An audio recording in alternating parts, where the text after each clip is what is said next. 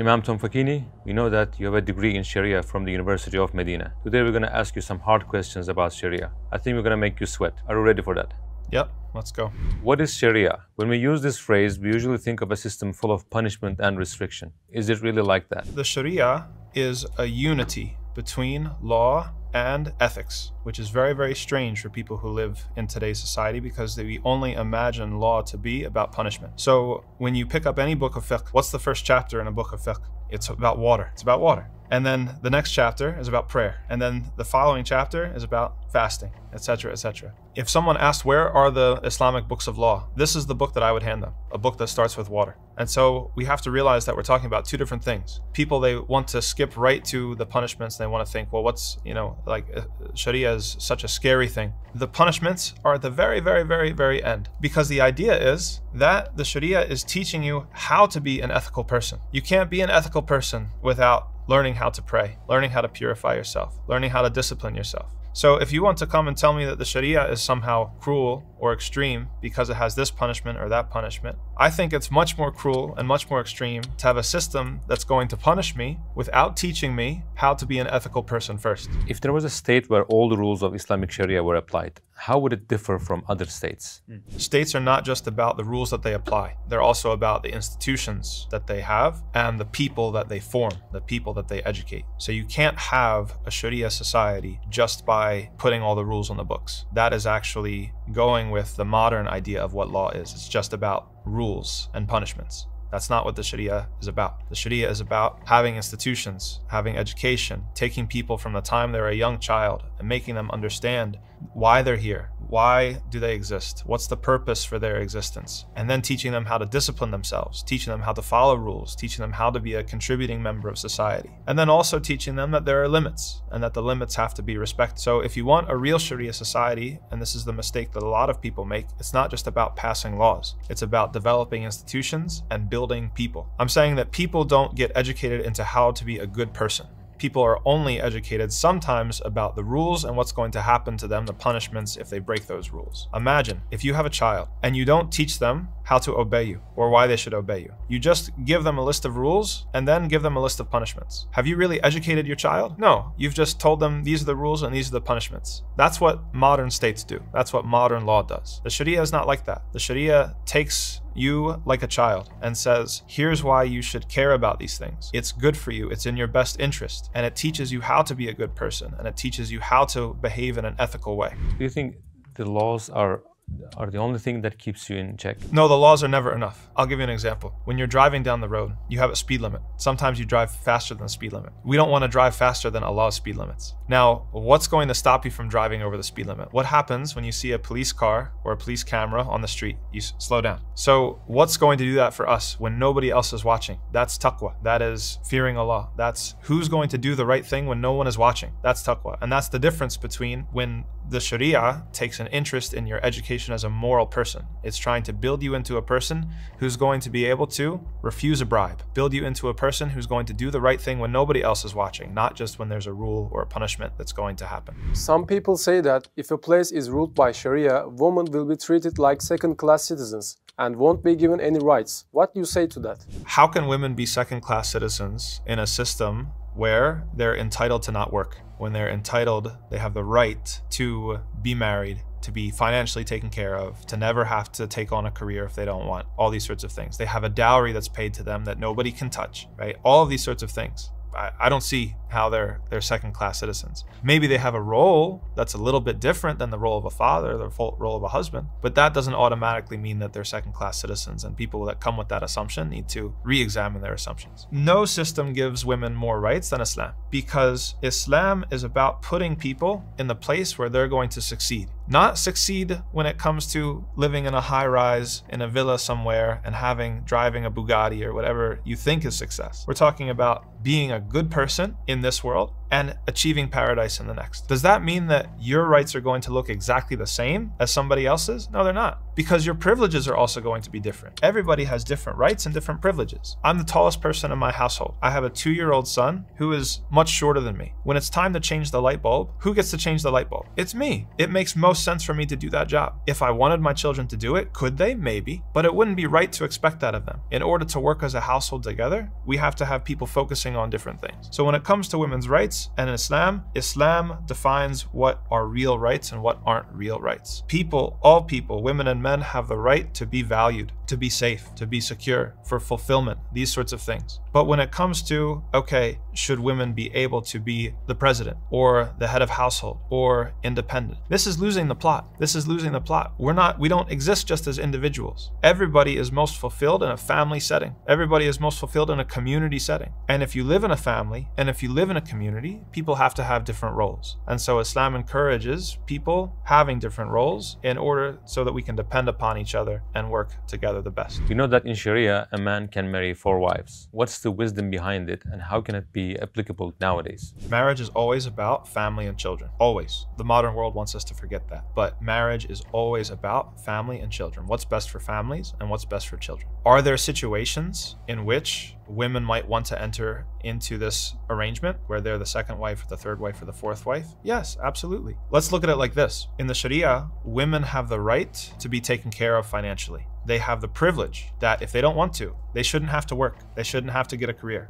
They shouldn't have to. If you want to, that's a different thing. But if you don't want to, then you have the right to not have to. So what are the mechanisms that are going to help us operationalize that? Polygamy is one of the mechanisms to operationalize that. You have somebody, they're in their 30s, their husband passes away young, they have young children. What are they going to do? Go back with their parents? Maybe. What if they can't? Go to a brother? Again, maybe, but what if they can't? Instead of getting a career, having to work 40 hours a week, not seeing your children as much, think about the effect that that's going to have on the children. There's this option. If she wants, she can become someone's second wife and she'll be taken care of. She can focus on her kids and the kids are taken care of. And again, that's the main goal, is that whatever family arrangements we have, that the children are taken care of. There's other situations where actually it becomes really important. In the situation or in the context of war, where you have situations historically where men have lost their lives in huge numbers, you might go to a village and the balance between women and men might be very, very skewed towards women. You might have 70% women and 30% men, or even more than that. So what are all of those women supposed to do, right? Women have the right in the Sharia to be married, to have children if they want to. And if you prevent them or you don't give them a way to have that or to fulfill that part of their lives and fulfill their rights, then it's going to be very difficult for them and very difficult for society. It's important to mention that just because something can be misused doesn't mean that the whole thing is illegitimate.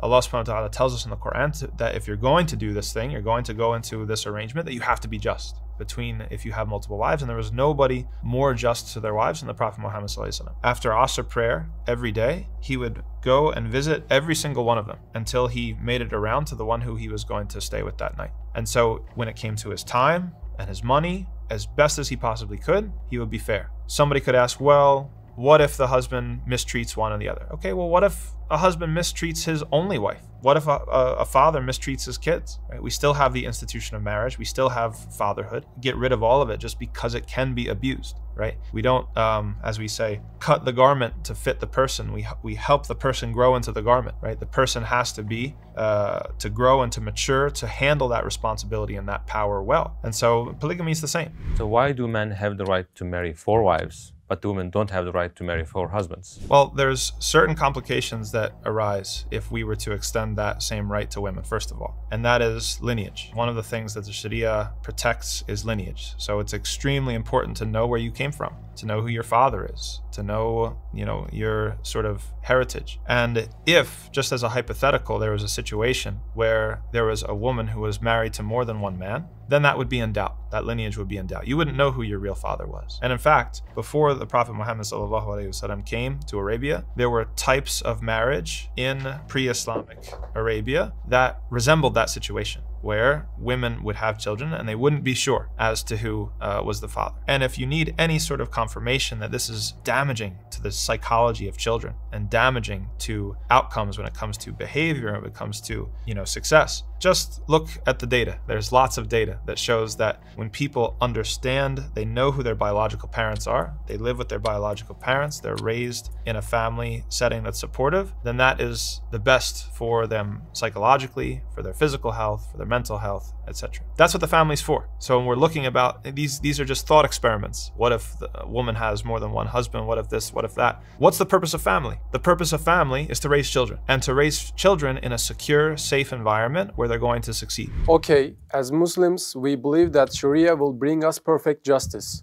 If there was such a good example of a state where Sharia is applied, do you think the non-Muslims would also prefer this system? Absolutely they would, and historically they have. If anybody doubts this, just look at the history of Palestine. What were the eras of history when Christianity thrived in Palestine? What were the eras of history when Judaism thrived in Palestine? That was actually when the Muslims were in charge. In fact, every time the Christians took over Palestine, they kicked the Jews out, which is completely the opposite way that Muslims have dealt with them historically. And even Christianity, and there's many, many stories of this, that there was so much infighting. If you want to look into history, look at some of the Crusades, especially the Fourth Crusade. Some of the Crusades, they were fought first against other groups of Christians when they were passing through. So many of these groups of Christians in Palestine and in that area actually were happy about Sharia law, and they were actually happy about the Muslims ruling over them because they knew that within our law, within the Sharia, we have provisions to protect them and their independence and their religious freedom. Whereas in Christianity, in other sort of systems, there is no provisions. There's nothing on the books that would stop anybody from wiping them out or kicking them out or stopping them from practicing their religion. Okay, you say that this system is the most ideal one, but even in the Muslim countries that are ruled by Sharia, we see that the situation doesn't look that good. What do you think is the reason for this? There is no country that's ruled by Sharia right now because we have experienced that difference where we're now understanding Sharia as just law in the modern sense of the word. Just rules and just punishment. There is no place where we have the Sharia society that existed before colonialism, where we had the institutions, we had teaching people how to behave ethically, teaching people how to be their own policemen, right? To have that conscience that's going to stop them from doing the wrong thing. What we have today is we have some governments that have some rules that can be found in the Quran and can be found in the Sunnah. But that doesn't mean that we have an entire system. And in fact, the Muslim world is really suffering from the fact that we don't have Sharia as an entire system. We only have modern law with Islamic packaging. What you say is good for the period when the Quran came out, but 1400 years have passed. Isn't it possible for mankind to have come up with a better system? Do you have a car? Yes. Which kind of car do you drive? German car. In the glove compartment, do you have the owner's manual for that car? Yeah. Why haven't you written a new owner's manual? I don't need to. Why? They already did. They already did. And what would happen if you tried to make a new owner's manual? I would mess the car up. Yeah, because you didn't make the car. So how are we going to? We believe in a creator. The creator made us. The creator knows us. He knows our internal motivations. He knows our capabilities. He knows our shortcomings. And he made a system that's supposed to govern us inside and out from the time that we're babies to the time that we die. That's supposed to guide us to the best possible way. So what are you or I going to add to that? If you and I try to come up with a new owner's manual, we'll end up breaking the car. You know that in Sharia there's a concept called eye for an eye, tooth for a tooth. Why is that? Because when people seek revenge, they're very rarely just. Okay, so, someone comes and they hit your car on accident. Maybe you go and you retaliate, you hit their car on purpose. Now they're upset at you, they throw something on your house, right? And it escalates. This is human nature. It escalates because we always, psychologically, we perceive the harms against us to be enormous. And we perceive the harms done against other people to be small and insignificant. Okay, so now let's blow that up on a societal level. You have tribe A and tribe B, okay? Tribe A kills somebody from tribe B. What's tribe B gonna do? They're gonna kill 2 people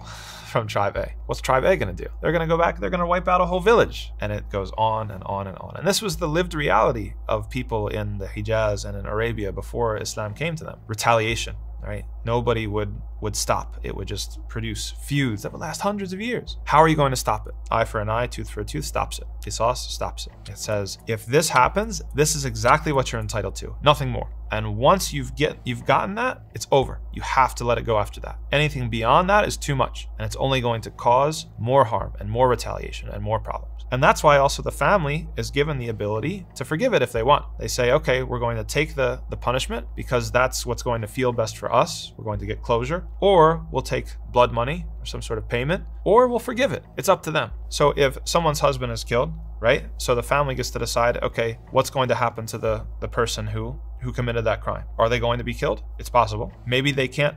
We have this happen in the United States. Somebody kills someone close to you. Some people literally can't sleep at night knowing that that person is around. Maybe he's walking the streets. Maybe he lives in your neighborhood, right? It's impossible. That person has no peace. It's within the family's right to expect that that person have their life taken as well. That's fine. But maybe they would rather not do that. Maybe they feel sorry. Maybe they know that the person, it was in a moment of haste or something like this. Passion crime, we call it. So maybe they say, okay, you can pay the blood money a certain sum, and then we'll call it, that's enough. Maybe they're even further than that, and they want to truly actually just forgive and let it go. But the important thing is that this is supposed to be the barrier. There's nothing after this. There's no retaliation after this. Because once you retaliate, you're not going to be able to be fair. So you have to trust Allah subhanahu wa ta'ala that Allah is going to be fair. Imam Tumfakini, thank you for your answers. We will come up with harder questions next time. I'll be ready.